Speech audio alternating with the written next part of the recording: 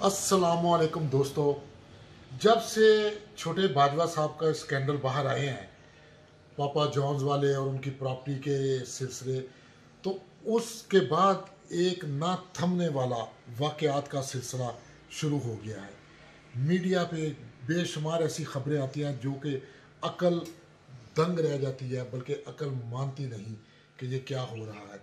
जिसमें आप highway ज़्यादती case ले लें, उसके बाद नवाज शरीफ साहब का अचानक खामोशी तोड़कर बोलना और ऐसे बोलना कि उन पे डायरेक्ट गद्दारी के पर्चे हो जाना, और उसके अलावा पाकिस्तान के बेशुमार सियासतदानों पे including sitting prime minister Azad Kashmir, वही आज़ाद कश्मीर जो कश्मीर के हम अभी फड्डे में 70 साल से पड़े हुए हैं, उसके सिटिंग प्राइम मिनिस्टर को भी गद्दार कह देना। और फिर लेटेस्ट जो सिंध के आईजी का अगवा होना और उससे एक एफआईआर कटवाना और कैप्टन सफदर को गिरफ्तार करवाना, और उसके बाद सिंध के तमाम पुलिस के ऑफिसर जो हैं उनका छुट्टी पर चले जाना या हड़ताल कर देना। आखिर ये हो क्या रहा है, ये बताते हैं हम आपको। आप देख रहे हैं पाशा की भाषा और मैं हूँ पाशा। अभी तक अगर आपने चैनल सब्सक्राइब नहीं किया तो कर लें, ताकि आपको ऐसी ही इंफॉर्मेटिव वीडियो मिलती रहे। तो हुआ कुछ यूँ कि जब से बड़े बाजवा साहब की एक्सटेंशन हुई है, कुछ उनके मातहत या ये कह लें कि उनके बाद जो अगर वो चले जाते तो आर्मी चीफ बनने थे या वो ओहदे ऊपर आने थे, तो लोग नाराज़ तो थे दबे दबे चुपके चुपके से, लेकिन बोल नहीं पा रहे थे। क्योंकि जैसे कि बार बार हुकूमती अहदेदार भी और फौज भी कहती है कि हम एक पेज पे हैं, तो एक पेज पे होने से सभी डरते हैं। ज़ाहिर है डंडा जो है ना, वो डंडा ही है, चाहे किसी ने वर्दी पहनी हो या बगैर वर्दी पहनी हो। वर्दी वालों को भी वर्दी वालों से डर लगता है, कभी कभी ऐसा भी हो जाता है। तो अंदर एक चंगियारी सी तो थी जो आस्ता आस्ता इस नाअहल गवर्नमेंट, हमारे कप्तान की नाअहलियों और बार बार बार बार यू टर्नों की वजह से जो है वो उनको मौका मिला अंदर अदारे के अंदर बोलने का कि देखो जी, ज़ाहिर है वो लोग बड़े बाजवा साहब के पास ही गए कि अब देखो जी आपने क्या कर दिया, किन को हम पे मुसल्लत कर दिया, हमारा नाम लेके आपने। और लोग तो सब ये तो सब ही कहते हैं, चाहे वो अपोजिशन वाले हों या हुकूमती हों, दबे लफ्ज़ों में या सीधे लफ्ज़ों में तो यही कहते हैं कि ये जो हुकूमत है, ये जो सेटअप है, ये हमारे वर्दी की ही देन है। तो वर्दी वालों ने भी, जो बाज़मीर वर्दी वाले थे, उन्होंने सोचना शुरू कर दिया कि अब इनसे कैसे जान छुड़ाई जाए। और इस तरह एक अंदर ही अंदर सुलगती चंगियाड़ी जो थी, अब अदारों की लड़ाई बन गई है। और ये जो हाईवे का वाक़या है, कहने वाले और बहुत ही करीबी ज़राए, क्योंकि मैं अभी लाहौर में हूँ और यहाँ काफ़ी अथॉरिटी के लोगों को और वो लोगों को जो डायरेक्ट कंसर्न है मिला भी हूँ। तो जो हाईवे का जो वाक़या है, अब मैं पूरा वाक़या तो वो नहीं बयान करूँगा और इस पे पूरी एक वीडियो बनाएंगे।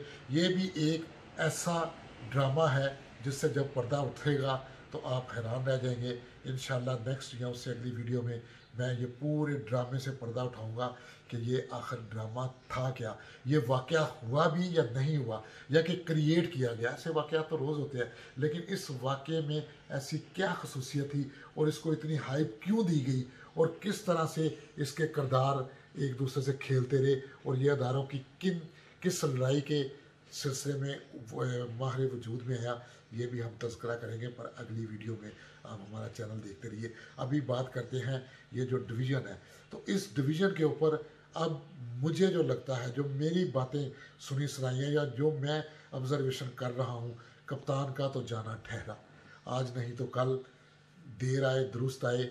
ये तो अंदर खाते बातें हो रही हैं कि कप्तान जी को अब रुखसत करना पड़ेगा, इनका सेटअप जो है चेंज करना पड़ेगा, तभी ये जो है एक तो अदारे से क्या कहते हैं जो बदनामी है वो धुलेगी और दूसरा मुल्क की कोई तरक्की के रास्ते मिलेंगे। लेकिन कुछ हल्के ये भी बात कर रहे हैं कि शायद बड़े बाजवा साहब और कप्तान साहब एक ही वक्त में चले जाएं या आगे पीछे चले जाएं, ये भी कुछ चांसेस नज़र आ रहे हैं। ये भी लड़ाइयाँ चल रही हैं अंदर में।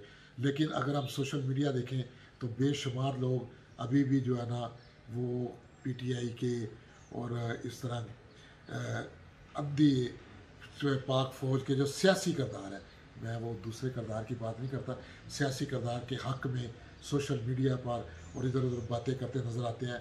दरअसल ये वो लोग हैं जो कंफ्यूज हैं और जिनको पता ही नहीं, और जिनके वैसे भी कोई सुनता नहीं, तो वो कहते हैं चलो हुकूमत वक़्त को और चढ़ते सूरज में सलाम करो, इसी बहाने में 4 लाइक मिल जाएंगे और 4 लोगों में लीडरी हो जाएगी, ये लोग भी बहते समुद्र के साथ ही बह जाएंगे। लेकिन अब जो है असल मामला, ये जो थापी दी हुई है, नवाज शरीफ साहब को भी थापी मिली है कि भाई बोलो मुन्ना भाई, और अब ये जो इतनी वो खुल के उन्होंने बात की है, ये एक्चुअली नवाज शरीफ नहीं, ये आधे से ज़्यादा वोटर हैं पाकिस्तान के, क्योंकि नवाज शरीफ है, पीपल पार्टी है, मौलाना फजलुर रहमान है, अचकज़ई है, दूसरी पार्टियाँ। तो अब हम आप ये नहीं कह सकते कि मैं कह रहा हूँ या कोई और कह रहा है कि ये जो वर्दी वाले हैं ये क्या कर रहे हैं, क्यों खेल रहे हैं सियासत में, कैसे करें। ये आधी से ज़्यादा आवाम कह रही है, क्योंकि ये रिप्रेजेंट करते हैं मेजोरिटी को। सारी अपोजिशन अगर इकट्ठी होकर एक बात कर रही है, और opposition mean majority of Pakistan, Imran Khan के पास मेजोरिटी नहीं है, तो इसलिए अब ये आवाज़ खलक को नकारा खुदा समझना चाहिए।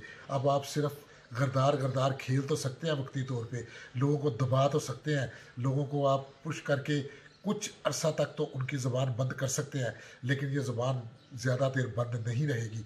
और अगर आप कोशिश करेंगे तो फिर ये ना हो कि पाकिस्तान के अंदर कोई ऐसी मूवमेंट खुदा ना खास्ता निकल आए जो आज से पहले बांग्लादेश में हुई थी, वहाँ भी यही कुछ ही हुआ था। ऐसे ही कुछ हालात पैदा हो गए थे कि मेजोरिटी के लोगों को हमने दबाना शुरू कर दिया, उनकी ज़बान को दबाया, उन लोगों को दबाया, उनके ऊपर जुल्म किए।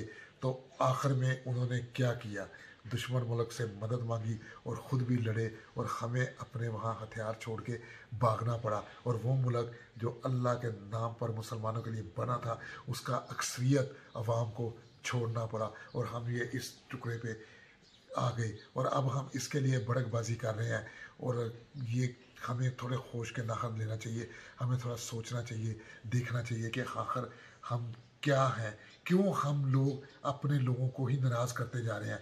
पठान हमसे नाराज़ है, बलोच हमसे नाराज़ है, अब तो पंजाबी जो शुरू से ही इस्टेब्लिशमेंट का या फ़ौज का सूबा कहा जाता था, अब तो वो भी जो है वो खुल के कह रहा है कि बाजवा साहब आपको साथ देना पड़ेगा। नवाज शरीफ कह रहा है, मैं नहीं कह रहा। तो इस तरह बेशुमार लोग कह रहे हैं, महमूद अचकज़ई कह रहा है। तो किस किस को हम नाराज़ करेंगे? वक़्त है कि हम बैठें, एक दूसरे की बात सुने, एक दूसरे की बात समझें और रवादारी पैदा करें।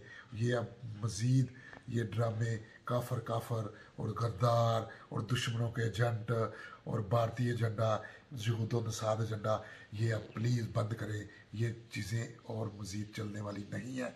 शायद थोड़ा अर्सा चल जाए, लेकिन इनका नुकसान ज़्यादा होगा, फ़ायदा कम होगा। आज के लिए इतना ही। अल्लाह हाफ़िज़।